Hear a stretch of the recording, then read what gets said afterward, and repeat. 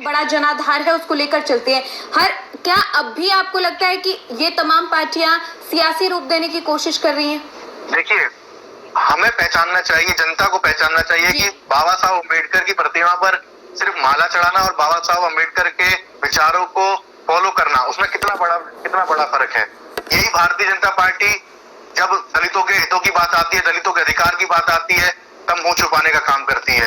जब हाथरस हुआ, जब आगरा में अरुण वाल्मीकि की हत्या हुई, हाथरस में दलित बेटी के साथ बलात्कार हुआ, हत्या हुई बेटी की, तब भारतीय जनता पार्टी अपराधियों के साथ खड़ी थी हाथरस के अंदर।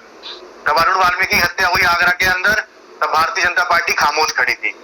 और रही बात, आपने कहा कि मायावती बहन जी, अखिलेश यादव जी, जब हाथरस के अंदर हुआ तो बहन जी घर बैठी थी। मायावती जी बिल्कुल घर से बाहर नहीं निकली। जब अरुण वाल्मीकि की हत्या हुई तो बहन जी घर बैठी थी।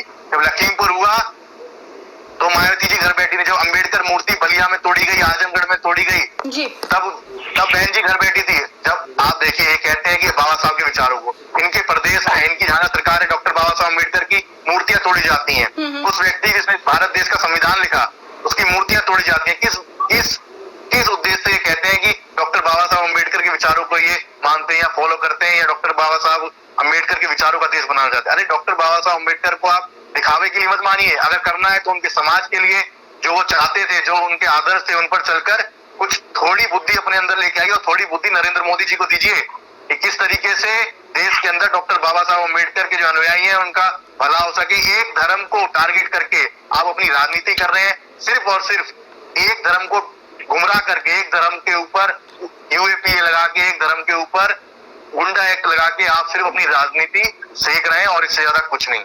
संदीप दुबे जी, लगातार चाहे बीजेपी को लेकर ये आरोप तो लगते आए हैं कि दलितों के साथ सही से नहीं व्यवहार हो रहा है उनके राज में, और एक बार फिर सवाल यहाँ पर संदीप सिंह जी की तरफ से भी उठाए गए हैं। जवाब आपसे चाहेंगे।